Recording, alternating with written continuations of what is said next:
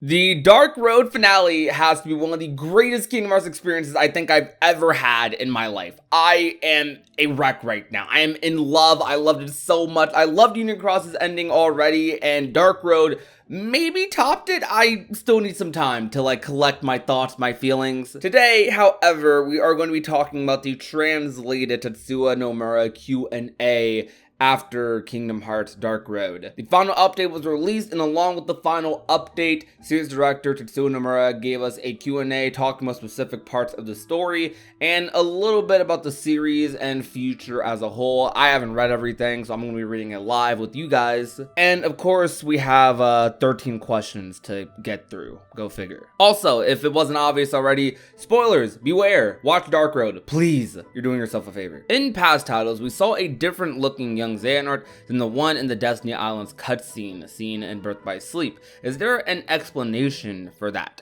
Dark Road shows the correct model. At the time of the production of Birth by Sleep, the appearance of a young man was prepared, but the appearance of a boy was not because of budgetary constraints when it came to 3D modeling. Are there going to be any further patches to Dark Road after this? Yes, we've identified instances where the incorrect background is shown during combat. Furthermore, we've also identified where the player with Xehanort's cutscene will not display as they should during some unique circumstances. I apologize for these bugs, and we will be releasing a 5.01 patch in the future to address those. I was not aware of those, but good they're patching that. The why did Xehanort become bald reason was honestly unexpected. Yes, it was not a matter of great importance. I just wanted to clarify that he had shaved because I noticed that it had been misunderstood as a common theory that he had just lost his hair. Otherwise, it is not a big problem that the Queen of Hearts did not remember Xehanort. That's just the way she is. To be honest, I don't even think I noticed that they gave a reasoning for it. I kind of forgot about it after everything that I saw, everything else that happened in Dark Road's finale. But still, I figured it was kind of just a gag they were moving along with during the story. It was pretty funny, admittedly. I think the funniest instance was in the Magic Mirror cutscene. I actually have the cutscene right here. Xehanort goes up to the Magic Mirror asking if the Magic Mirror remembers him,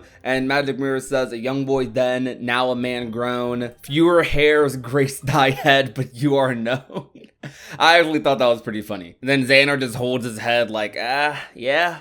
You're right. In Dark Road, several of the Emblem Heartless make a appearance, but we thought that they would only appear later in the series. The reason for their appearance in these past worlds will be explained in Missing Link. To be honest, regarding the appearance of Emblem Heartless, I know there's a big reason for it, but I've kind of just gotten used to them appearing in past games. In Union Cross, it was something with the Book of Prophecies, them projecting from the Book of Prophecies. In Dark Road, I imagine, even though they're going to explain in Missing Link, it probably has something to do with them technically visiting worlds that are kind of frozen-ish in time. I don't know, we'll see what the real explanation is for that. Who was the Blue Road figure seen in the epilogue of Dark Road? Okay, there's definitely not an interviewer asking these questions. It's definitely just general questions they're trying to clear up. It's the player, or to be more specific, it's the vessel where the player's heart has started its second lifetime on. Therefore, whenever someone disappears, it's not that they're entirely gone, rather their heart has been retrieved by another person. Yeah, reincarnation is a thing in Kingdom Hearts.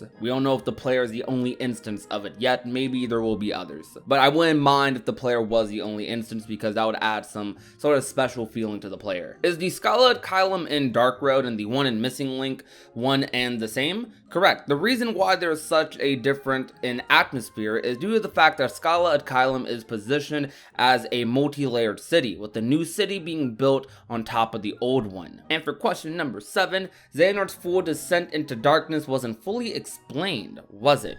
There might have been some missing spots, but I believe I managed to depict the beginning of his entrance into the path of darkness really well. Yeah, looking back and having everything kind of cool down a little bit, my hype has cooled down just a tad bit, a little bit more logical right now, I'm thinking. The sentence wasn't logical though. But there are some missing pieces to the puzzle of Xehanort's dark path. We definitely have the full general scope, surface level, everything regarding Xehanort and his dark path, enough to not really question it, or if it did go on unanswered, I wouldn't be super duper bothered by it. But knowing Kingdom Hearts, we all do like to tread on the small little things.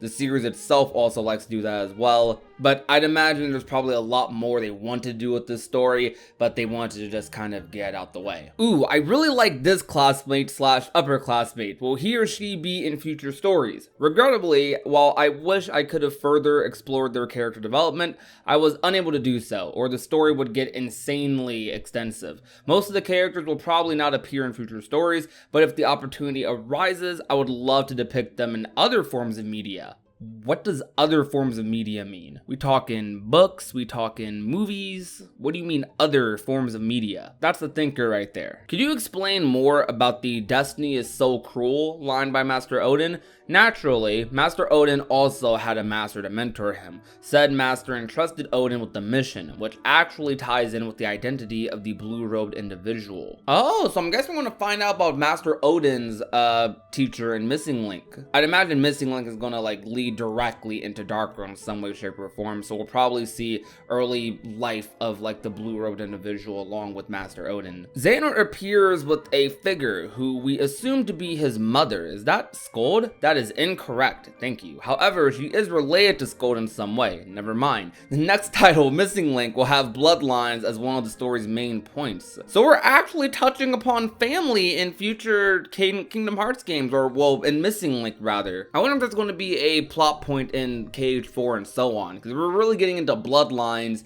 Then Sora, Riku, etc. characters' bloodlines is going to be an interesting topic of discussion I could see people theorizing about. I'm unsure if I really want them to go that route for the main characters for the Destiny trio and so on, but for the Key Saga, I'm perfectly fine with them diving into that. Darkroad reveals details about Xehanort's lineage and bloodline, with some mentions about the first master's bloodline. But what about Ericus? Are the two of them related by blood?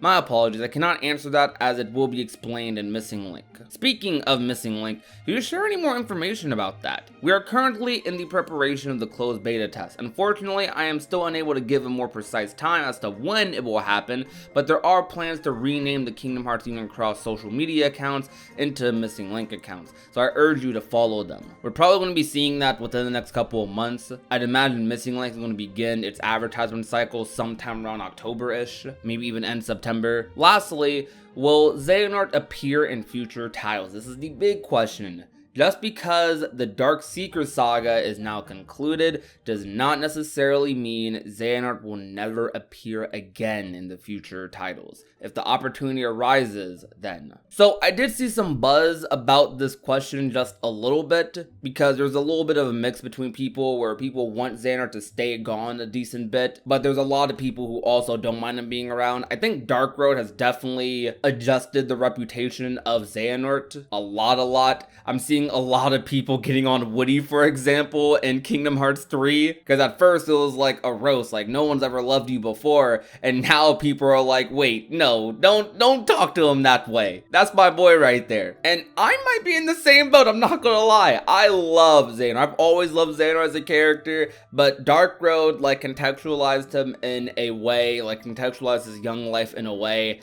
that has just really made me look more fondly on the character. I might make a video going even more in depth on Xehanort and just his come up and everything else in one fell swoop one day. Maybe I might wait for Missing Link to come out and for that to happen, see if it adds anything to the Xehanort story, the Xehanort come up. It was just so good. But regarding the question itself, I'm rambling a little bit. I said in a recent video that Xehanort possibly could not appear in Kingdom Hearts titles after Darkroad, but most likely not. I do think Xehanort is probably going to still have a role in the Kingdom Hearts series, most likely as some sort of guiding figure, or in a role where like the effect he's had on other characters will still live on throughout the years. Even though we're moving on to the Lost Masters arc, the Lost Masters arc is very much so a continuation of the Dark Seeker saga. Hard to really have one without the other. Same thing with the Key Saga. Everything with Kingdom Hearts is interconnected. They're all part of the timeline. The Key Saga is the beginning of everything pretty much. Then you got the Dark Seeker saga, which is where everything kind of comes into place. And then the Lost Masters saga, which I kind of see as was likely going to be the execution of a lot of the things set up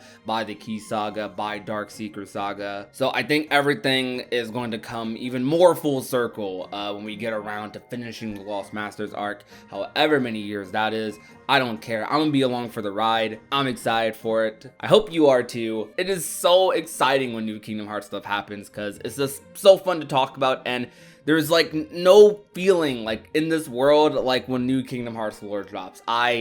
I'm just in love. I am in love. I love it so much, and I can't wait to talk about it more. Thank you guys so much for watching today's video. If you enjoyed, be sure to leave a like, share the video with a friend or a family member, and last but not least, if you haven't already and want to become a part of the union, all you have to do is hit that red subscribe button down below. My name is Prodigy, and I will talk to you guys soon. Peace out to you guys. Bye. Now she's a daydreamer.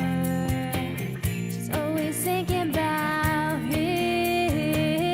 No more room in this picture for you to fit in. Now she's crying on the phone, telling you she's not good enough for him. When you think that she is perfect.